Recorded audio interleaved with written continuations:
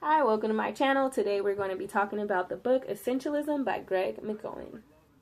Essentialism is one of my favorite books thus far. I mean, it's definitely for the type of person that finds everything essential, wants to discern which decisions are truly essential to make.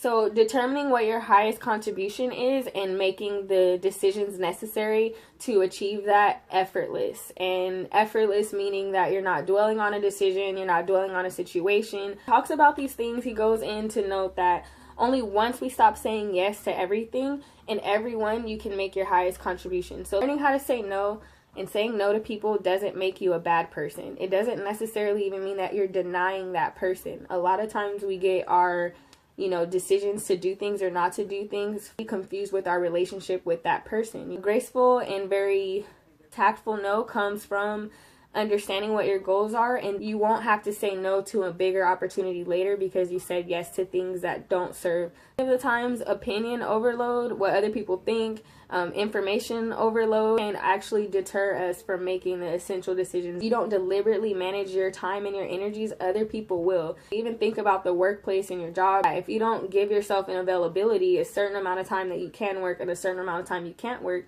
you're liable to get scheduled whenever. So you want to be in control of how your energy is spent, how your time is spent. High levels of clarity allow us to thrive, and we waste our time and energies comparing ourselves to other people when we don't have a clear sense of purpose and a clear sense of our goals. He's basically saying that lacking clarity in your goals will allow other people's opinion to matter to you. Discern the vital few from the trivial many. Specifically for people that want to get everything done and kill two birds with one stone, yeah. You can get anything done, but you can't get everything done. So he basically says, get the right things done. Let's get comfortable with evaluating and eliminating options. It's over time will allow us to do it quicker with less, friction, because we understand what we're trying to do. We're trying to make the essential choice, not the choice that'll allow me to do everything. It'll allow me to do that one thing that's important to reaching my goals. So, I'm sorry, y'all. I'm just trying to figure out how to get this to a certain point. You need a haircut because a haircut is essential right now. When you decide to think about it like this. When you decide to pick up a task that's not essential, you usually don't have enough time. You usually really don't want to do it, but you end up saying yes anyway. So it's really important to understand that you don't have to say yes to anything. You have to say yes to, because at the end of the day, you want to reach and be able to contribute your highest. So closing notes, some reality that sooner or later you will have to have the emotional strength to say no. No matter what you try to do, the reality of trade-offs is there. You're going to have to say no to one thing to gain something else. You can learn what your goal is. That'll be a real big part in you being able to do that.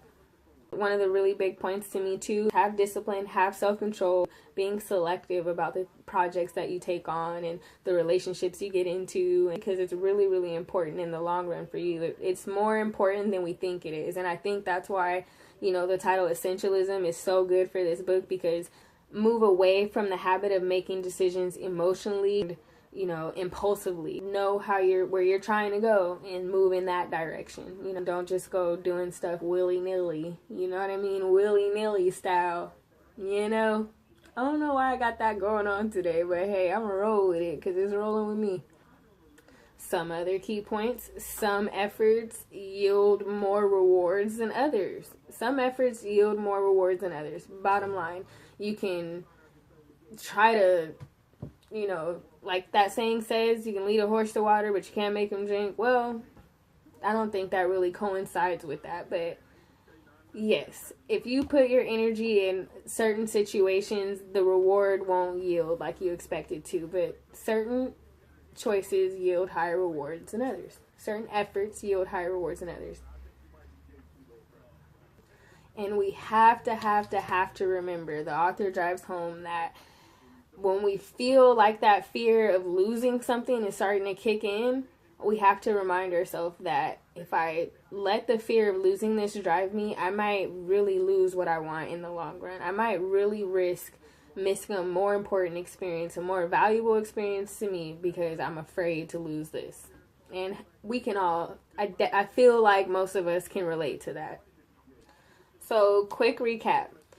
Essentialism ultimately means exploring our options before we commit, learning how to say no, learning how to make trade-offs because you can't do everything, becoming comfortable with cutting losses. Do not just hold on to things because you've had them for so long and you don't, the fear of losing. Be careful with the fear of losing. The fear of losing a lot of times will hold us back because time and years will go by and you have lost so many more things that mean so much more than what you're trying to hold on to.